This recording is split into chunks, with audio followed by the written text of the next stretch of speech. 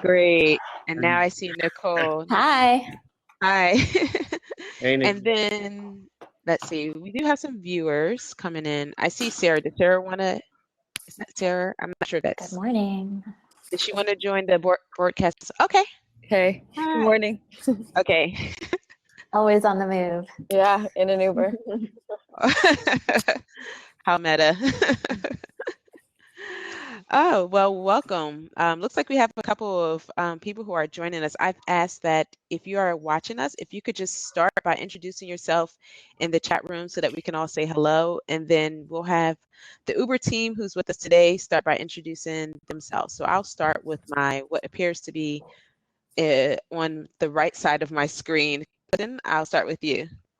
Hey, how's it going, everybody? My name is Clifton. I manage university recruiting for Uber. I've been here roughly 15 months.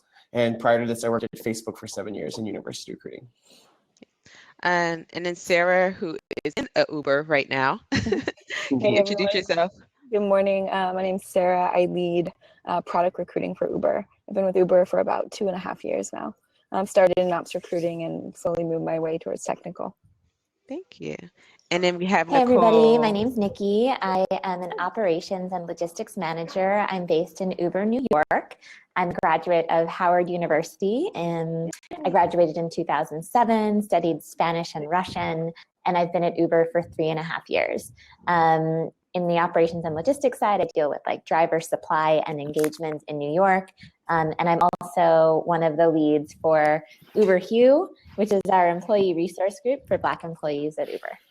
Okay. And it looks like we just had Johnny join us. Johnny, can you hear everyone? They know me as John. Oh, John, I'm sorry. I'm so sorry. So when I met John a couple weeks ago, I realized that I had met him previously through a mutual friend. So let's start with John. You can It's a introduce family yourself. term, but it's all good. We're all family. Okay. I'm John. I've been at Uber for about 2.5 years now, recruiting a lot of different areas, but mainly supporting finance and corporate recruiting. Cool. Now I guess you've all introduced yourselves. I'm watching the chat room. So if you guys are joining us, go ahead and I'm still frozen. Can everyone hear me or no? Nikki says, okay, except for Nikki, she can't see me or hear me. Okay, so if you have any questions, pop them in the Q&A. This is going to be an interactive info session. The tool has this thing called selfie. So if you just want to pop up on the screen, you can actually take a selfie and put that in the chat room as well. But I think we should start with like, how did you guys actually get to Uber? Like, what was your journey getting there? How did you come to work at Uber? Anyone can start. Yeah, sure. I'll give it a try. Back in early 2014, the interview process was not as formalized as it was now. So it's maybe not the most normal stories. I'm sure probably the same case with Nikki as well. But I had a friend who was on tech recruiting, and that told me about Uber. I was working at Google, and I learned a lot. But I really wanted to be a part of the growing pains of a company. I really wanted to make a little bit more of a deeper impact. I felt that some of the changes I was making was a little bit more surface level at a large company. It's a very, great company that's working very well. I wanted to, again, be a part of the growing pains. Met with kind of informative lunch with the recruiting team at the time. It was very small. And started the interview process. Initially interviewed for a role that I didn't get, and then ended up starting in sourcing and became the first sourcer at Uber. And since then, it's been a wild, great ride. Awesome. Clifton, do you want to share your story of how you came to Uber? Yeah, so I was at Facebook for about 7 years. I started at Facebook back in 2008. I think it was like 550. And then on the university recruiting team, helped build out a lot of the processes at the company then, as well as the internship program. I was managing a team. And then after roughly about 7 years, I was I felt like Facebook was at a great place. I wanted to go back and be a part of a company, much like John just mentioned, I would have more impact and was growing quickly. Had some of the growing pains that I went through. And then also the commute was killing me. I was living in San Francisco, commuting down to Menlo Park. So that was about 3 hours of my day gone. I wanted to work and live in the city, and I wanted to be a part of a company that I felt like was going to change the world, just like Facebook was or did. And I think Uber is that place. It was a very quick process. I was gunning for Uber. They reached out to me randomly. I went on sabbatical with Facebook and then quit the company thereafter, and then started at Uber. And I've been here ever since, and it's a crazy, crazy ride, but very fun and impactful as well. Awesome. And it looks like people are jumping in and out. I don't know if it's the tool itself. Nikki, here. okay. Do you want to talk about how you actually started at Uber? Yeah, so Uber first came on my radar when the product launched. I had graduated from Howard, I taught abroad, and then I was working at a nonprofit for international education. And I started getting more interested in tech and starting to go to more happy hours and mixers.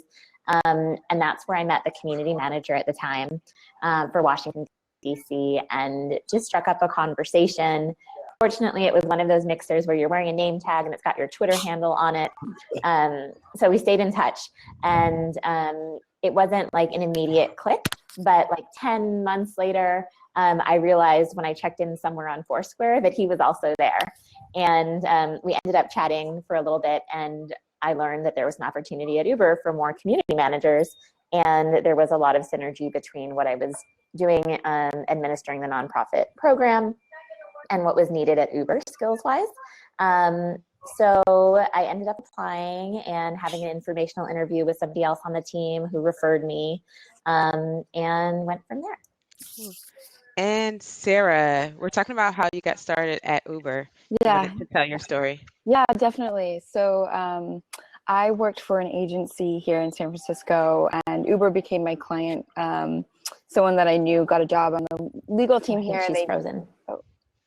I can hear her. Oh, okay, Yeah. great. Yeah, so a friend of mine got a position on the legal team here and kind of introduced me in as a potential vendor. So Uber was essentially my client, actually. So I was working very closely with them, recruiting recruiters and sourcers, and recruiting coordinators. And just through sort of that process, I got visibility to sort of our philosophy around hiring, and sort of how principled they were in interviewing and the process. And I was really inspired by that. So when there was an opportunity to join the team, I jumped on it. Cool. Welcome. Well, everyone has told their origin story, and I'm actually going to invite those who are viewing to go ahead and drop some questions in the chat room or in the Q&A, or pop up with a selfie and say hello. If there are any questions, just ask them now, but we'll continue to talk. So you guys work in 5 different areas at Uber. Can you describe like your day-to-day? Sure, I'll go first. So I manage university recruiting. So my day-to-day is pretty there's no typical day-to-day, I guess you would say that, and I think every one of my colleagues would agree. There's a bunch of different things that come up. So I oversee university recruiting. So I have a team of about 10 recruiters and coordinators. We have a presence at 10 different universities on campus. We manage all the inbound candidates that apply to uber.com/careers for university. So we're hiring a bunch of different interns and full-time candidates to different roles across the company. So it's managing the team, helping them to be the best recruiters that they can be, and helping them to represent Uber in the best light. And then it's also a bunch of other ad hoc things that get thrown at me. As we're constantly growing, there's new teams that need to hire more people. So it's getting them kind of getting them into how we do things at Uber from a recruiting perspective, and ensuring we have the best processes possible to find the best candidates and provide the best candidate experience. So there's that kinds of stuff. There's tons of meetings that happen every day. We're interviewing a lot of people for my team personally as well. So there's all that kind of stuff going on. I do also participate in Uber Pride, which is the ERG for LGBTQ employees at the company. So we have a lot of meetings for that as well. So there's a whole host of things going on. As I mentioned, there's no really typical day at the company, which is good for me. And Sarah, so you do product, you do recruitment for the product side of things. Is your day any different or kind of No, similar? I think I kind of run parallel to Clifton's experience around sort of like every day is very different, and that's something I actually really appreciate. I feel like I've held over the last 2 years kind of 7 different roles. Kind of things change pretty drastically every 4 to 6 months, because the company has grown so much over the last 2.5 years. So that our business shifts, and so we really have to adapt to that shifting business. But that also creates this climate of sort of challenge and really having to sort of like rethink about how to solve problems. You have to be incredibly collaborative and over communicate, because we are all moving so fast. But it also creates a space where I feel very connected to my colleagues here, because we're lean teams and we have to accomplish a lot with limited amounts of resources. And so when you do accomplish something, you really feel like you own it. And that's really inspiring. Cool. So I have a question. I'm gonna go back to you, Clifton. You talked about putting processes in place, especially the recruitment process. Has any, with the latest discussions in the tech industry about diversity in tech, have any of the processes changed, or some of the things that you're aware of, especially when reaching out to underrepresented minorities? Yes, I think one of the biggest things, and Nikki was the main driver too in one of these things, is we have an initiative currently where we're partnering with recruiting. We're having a deeper level of partnership between recruiting and our ERGs. We're actually I think lockstep. We weren't really lockstep, I think, prior to this, but now we're really lockstep in helping accomplish different initiatives that the ERGs want to accomplish from a recruiting perspective. And we haven't really had that. Granted, Uber is a very young company, so we haven't really had that since. And I think in the past about 6 months, there's really been a forward momentum in terms of going out to actively seek diverse candidates at these different events. When prior to this, it was really kind of an ad hoc experience, and we had a few employees would go to this event, but really it's a company-wide initiative now amongst the ERGs that we are taking an approach into actively recruiting candidates. And a lot of it too is, I think, just being there and being present and showing them that Uber is here. Uber is a place that you can work at as well. Cool. Now, could you walk me through the application process? If someone is interested in joining Uber, it seems like from everyone's story here, you may or may not have known someone who already worked at Uber. So what would you recommend if someone's interested in working at Uber? What would you recommend? So I think referrals is a huge part of the volume, the pipeline that we get, of candidates that do apply and then get an offer here at the company. But I think it's also going out to events that we are present at. I know for my team specifically, we go to different career fairs, we go to technical talks, you go to happy hours like Nikki mentioned, or meetups. I think those are the best ways to meet people. For university students in particular, try to go and seek out opportunities when we're at your college campus. And if we're not at your college campus, definitely apply to our career site. I know at other companies, when you say, hey, go to the job site, it's this black hole of resumes that, That's very true. I used to work at another large company, and it was unfortunately a true statement when we said go to the career site. It's like the black hole. At companies like Uber, we realize that it's a fight for talent, and we go through our requisitions and clean out our buckets every day. And I was very surprised to see that we actually read every single resume that comes through. Oh, wow. All of our sources and recruiters do check the resumes, and we're very clear metrics on how we move candidates through the process. So apply on the career site, every job. We go through every single resume and see every resume that gets on that site. So how do you? So that's good to hear. Sorry, John. Did you want to add to that? Yeah, I wanted to add to that because we have so many roles that are open. Sometimes people apply to one role and they may not be a fit, and they get a rejection letter. And sometimes people are like, oh, Uber may not be interested in me, and that's just not the case. So you may not be a specific fit for that role or team. I think it's good to have a targeted approach where you're applying to your job you're most interested in, but don't take that as any type of discouragement. All of our teams look for different things, so you might be just a better fit for a different team. And John, so as a sourcer, are you the one who are actually going through a lot of these applications and making sure that they're a fit for some of the teams that you're working with at Uber? Is that what Yeah, you so do? I'm basically like a professional stalker. So I'm not dealing with any type of inbound candidates or referrals. I work Okay. on the roles that are not so fun to work on. They might be a very niche role. Sometimes they call them purple unicorns. So a lot of leadership roles, well, basically roles where there's not enough inbound or people in the pipeline. Especially like, let's say they want someone with a auto financing industry background, and there's only 20 of those people in America.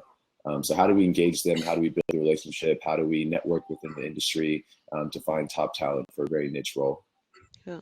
And then, so, I mean, just from your perspective, what are some of the things that, really impress you in terms of like if you check out someone's profile, or like what are some of the sources that you go through to find people? Yeah, so I mean, LinkedIn is the most commonly used tool. However, as a professional, I'm sure that you receive a lot of LinkedIn messages that you probably don't check. So I definitely try to be connected through people, leverage. Hey, this person went to Georgetown and was this major and graduated the same year. Maybe so and so on this team might know them, and you really try to go through back channels. And so I've been, especially in the finance area, I've been working on and off in this area for some time. So I've made some good connections with good people. I have good companies to try to get good referrals. But all different types of avenues. For example, let's say you're an international tax director and you worked at PwC. They have conferences where they have presentations, and look at the deck and like, oh, this person was a speaker. Oh, that means it might be someone who's well respected in the industry. Let me try to find the email address and start a conversation. I think I'm empowered to use any tool that I find effective, which is great. It's really about just trying to find top talent. Cool. And Clifton, when you're like reviewing resumes, what are some of the things that stand out to you? Like what are the things that you look for? Yeah. So from a university's perspective, are you asking? Yeah, from the university yeah. So we look for various different things. So we look at, if we're at a certain school recruiting and we know some of the background data for a specific university, we look at the college courses taken. We know that, if you're a sophomore taking a data structures and algorithms class, or a junior level or senior level class, we know that you're probably going to be a little bit better of a candidate in terms of a schooling perspective. We look for candidates that have internships at other tech companies.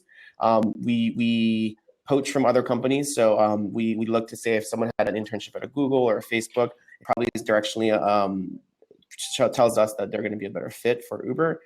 We also look for candidates that participate in hackathons, as well as building something on their own time.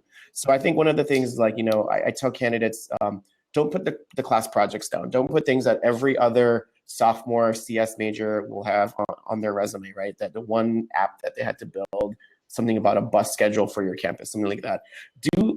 Build things outside of the classroom. Do things that are going to get you noticed.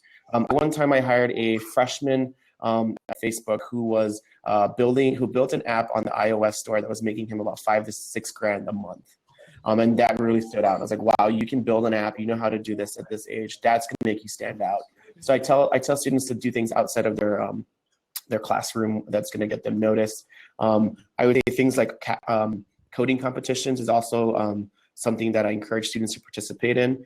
Doing things like the ACM ICPC challenge, or the Facebook Hacker Cup, or Google has their Code Jam. So things like that will also get you noticed. The coding competitions, students who do those tend to do better in the technical interview, because it's very similar. It's a timed technical interview.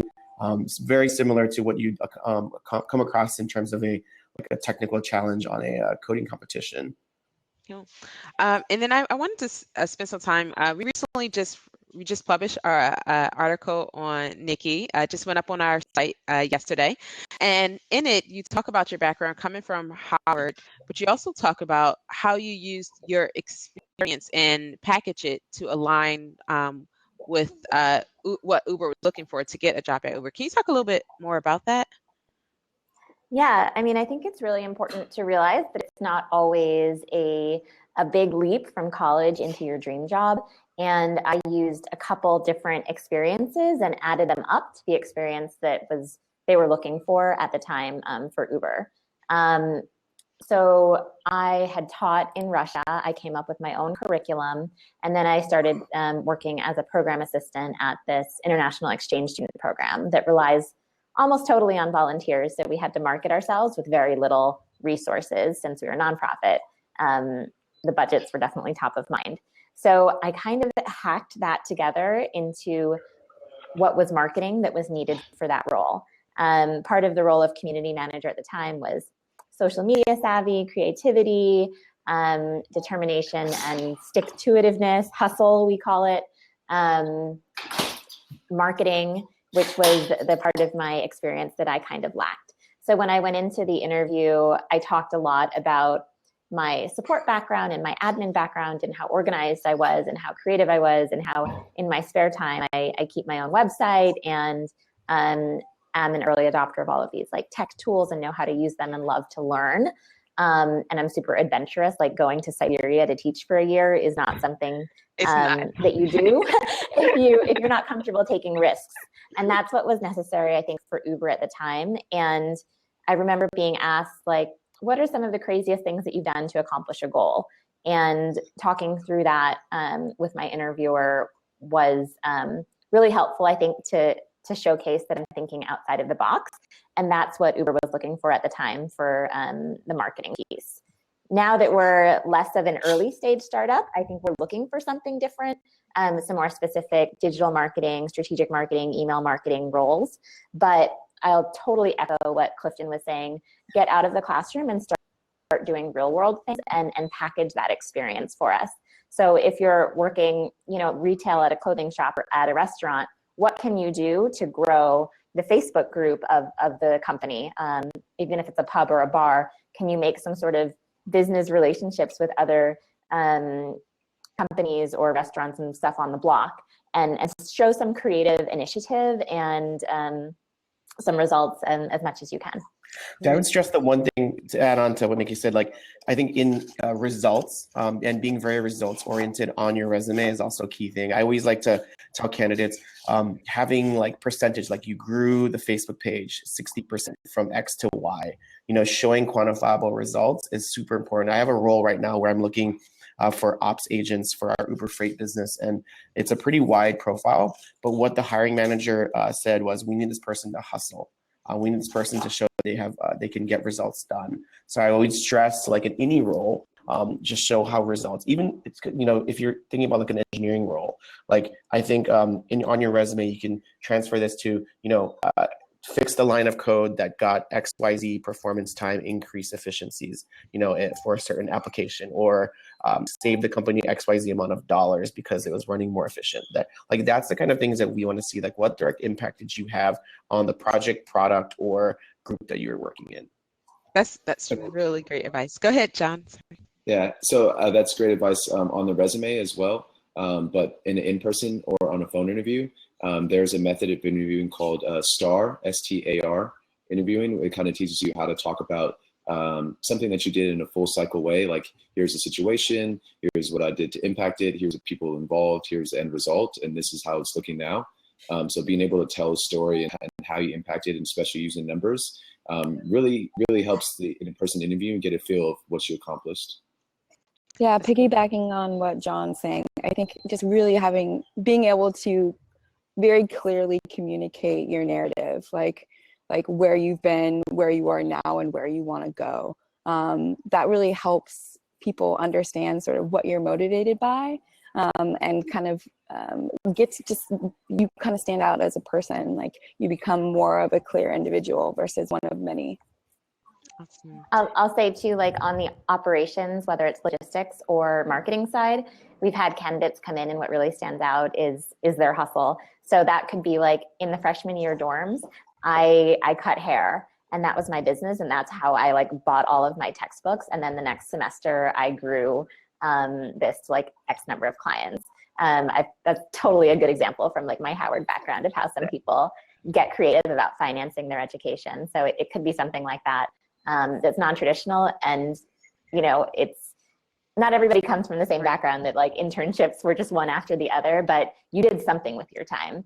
And if you're looking to make a career in startups, I'm sure that was pretty creative and resourceful and innovative. I think that that's really key, especially a lot of students I know who are at HBCUs. They do have some type of side hustle, but they don't really talk about it, whether they were like the campus DJ or the campus photographer, but they see to like don't put it on their resume. And those are the things that they should be showcasing, how they spent their time and how they made an impact. So I thought that was very key. So there is a question. B wants to know, like, if someone is hired, what systems do you have in place to mentor more junior level candidates as they come on board? That's a good question. I will say that Uber is like a 6-year-old company. So you shouldn't expect coming into a startup that there are all of these programs and processes that are mature and in place. At Uber, that stuff is coming along as we grow and become more mature. But right now, most of our mentoring and resource building is happening, and it's happening at a grassroots level. So our employee resource groups are a part of that. If you're a candidate and you're interested in like getting advice for Uber, like we're always available. Khadija will help you, and she can put you in touch with us. I love reviewing resumes and giving people tips on their like websites and how they're packaging themselves. I'm totally happy to do that, and a lot of my colleagues in our employee resource group are. But you know, you definitely have a bit of a scrappiness in startup that isn't the same if you're going to like IBM or some, you know, Microsoft, some company that's been around for decades and they have all of these programs in place. It's really a place for self-starters and people who are going to go seek those opportunities and grab them. Which can be a good thing, because that means you come in and you're able to add to the culture in a more dynamic way. So. Yeah, I was going to say one thing that I appreciate about the environment is I've been able to help come up with an onboarding playbook and what training looks like on my team, because it was something that I felt I definitely learned by fire, but I wanted to make a smoother experience for other people. So being able to be a part of that change, and again, being able to be a part of those growing pains is something that I wanted, but I think to Nikki's point, it's a different environment and not necessarily for everyone. Cool. All right, so we have 1 minute left. Let's do a roundtable of any last thoughts, anything you want to plug. I don't know, favorite TV show. So we can go around. We can start with you, Clifton.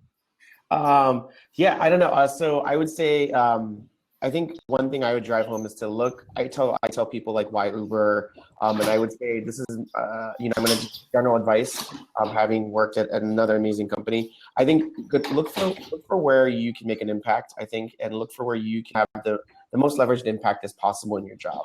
And I think you'll find a lot of companies that can offer that, but then kind of really look a layer deeper and really ask like, what are those levers that you can pull, and what are those those things that you can impact at the company. And I think, you can go to very large companies and make an impact, and you can go to very small companies and make an impact.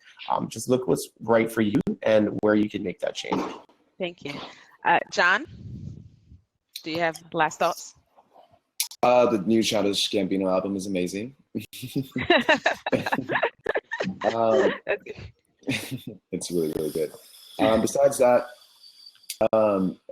so I would definitely, if you're in the non-tech world, a lot of people think, oh, like I may not be a fit for roles at Uber.